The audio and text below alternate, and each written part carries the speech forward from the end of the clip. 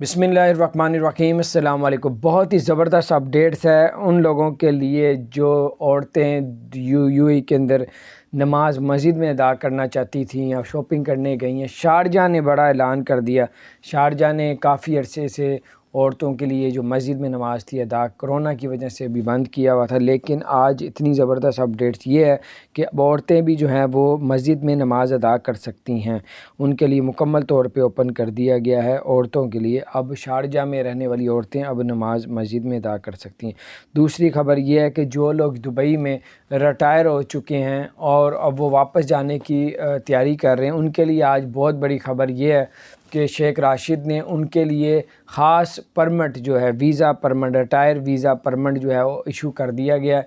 अब आप जितने रिटायरमेंट हैं वो लोग दुबई में वीज़ा हासिल करके दुबई में रह सकते हैं। और जापान ने पाकिस्तानियों के लिए वीज़े खोल दिए हैं और रियाद से अब अबू धाबी आ सकते हैं 48 मिनट में, अबू धाबी से रियाद जा सकते हैं 48 मिनट में। बिज़नेसमैन वालों के लिए बहुत बड़ी खबर है। दोस्तों के साथ शेयर करें, अपना ख्याल रखें।